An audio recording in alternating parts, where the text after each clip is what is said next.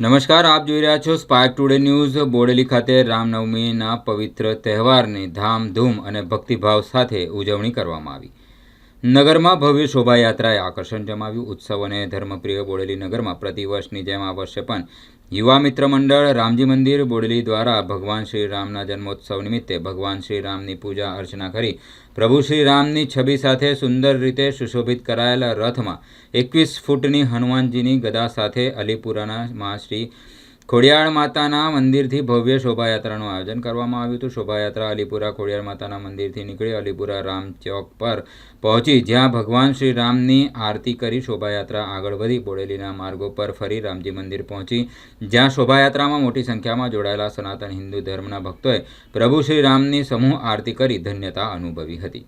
શોભાયાત્રા દરમિયાન જય શ્રી રામના ગૂંજતા નાદ સાથે સમગ્ર વાતાવરણ પ્રભુ રામમય બન્યું હતું। રામ ભક્તો ઠેર ઠેર ગોઠવવામાં આવેલા ડીજે, ઢોલ, નગારાના તાલે નાના ભૂલકાઓથી માંડી યુવક યુવતીઓને આભાર વૃદ્ધો પણ નાચી ઝૂમી ઉઠ્યા હતા। ઉત્સવને ભક્તિમય બનાવ્યો હતો। શોભાયાત્રાના માર્ગ પર સ્થાનિક લોકો દ્વારા ઠંડા પાણી, શરબત અને પ્રસાદનું વિતરણ પણ કરવામાં આવ્યું હતું।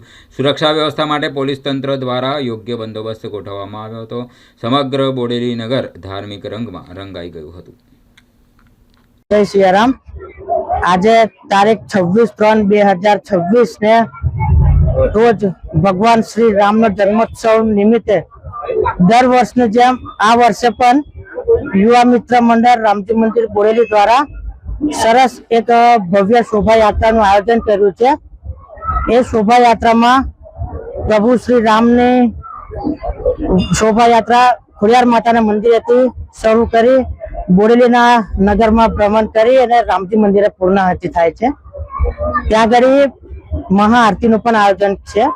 સાથે સાથે બોડેલી ગામમાં ઘણી બધી જગ્યાએ ભવ્ય સ્વાગત કરવા માટે પબ્લિકે પોતાના સાથ સહકારથી પોતાના સાઉન્ડ સિસ્ટમ, ફૂલ હાર સાથે બધા પબ્લિકે સારું એવું સ્વાગત કરવા તૈયાર છે। અને જોડે આપણા હનુમાન દાદાને પ્રભુ 21 ફૂટની ગદા એ પણ મુખ્ય આકર્ષણ રૂપે આપણા જોડે શોભાયાત્રામાં સામેલ થઈ છે। ધન્યવાદ। બોલો શ્રી રામચંદ્ર ભગવાન કી જય। જય શ્રી રામ।